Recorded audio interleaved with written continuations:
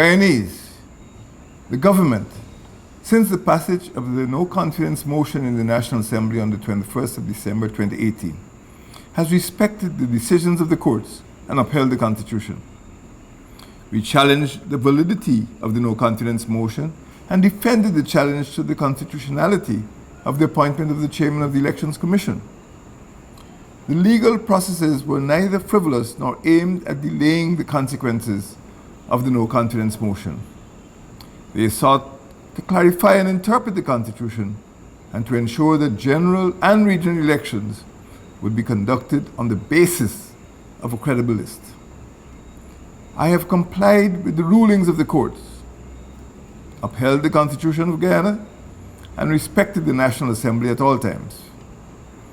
I engaged the Election Commission from February 2019 repeatedly.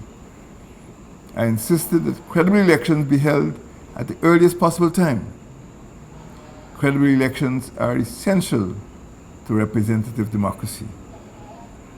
Guyanese, the chairman of the Elections Commission, Justice Claudette Singh, wrote me last Thursday, the 19th of September 2019, indicating that, and I quote, the Guyana Elections Commission will be able to deliver credible elections by the end of February 2020. I convened a meeting of available cabinet ministers that very day, within hours of receiving her advice, to discuss the timeline provided to me by the chairman. A second meeting of the full cabinet was held yesterday, the 24th of September 2019, when all members accepted the advice provided by the chairman of the Elections Commission. Cabinet ministers also benefited from the advice of Attorney General and Minister of Legal Affairs, Mr. Basil Williams, and were guided by the need to adhere scrupulously to the advice of the Elections Commission. I met Chairman of the Elections Commission, Justice Singh, this afternoon, Wednesday the 25th of September, when she discussed the statutory timelines for the forthcoming general and regional elections. Guyanese, Guyana will observe its 50th anniversary as a republic on Sunday, the 23rd of February 2020. The following day, the 24th of February 2020, will be a national holiday.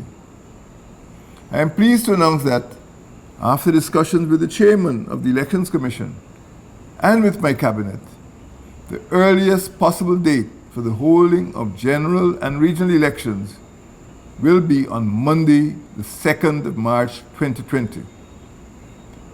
The Constitution states, notwithstanding its defeat, the government shall remain in office and shall hold an election within 3 months or such longer period as the National Assembly shall, by resolution supported by not less than 2/3 of the votes of all the elected members of the National Assembly, determine, and shall resign after the President takes the oath of office following the election. The extension of a period beyond 3 months for the holding of an election is related to the Elections Commission's readiness to hold elections.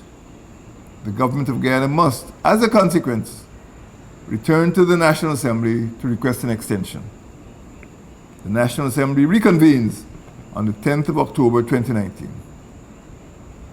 The President is required to both dissolve Parliament as provided for in the Constitution and the 10 regional democratic councils, also as provided for in the Constitution.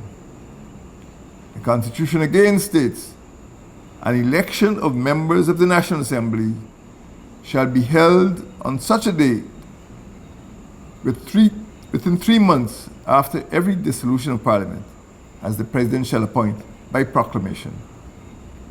The Constitution states further that the President may, at any time by proclamation, dissolve Parliament.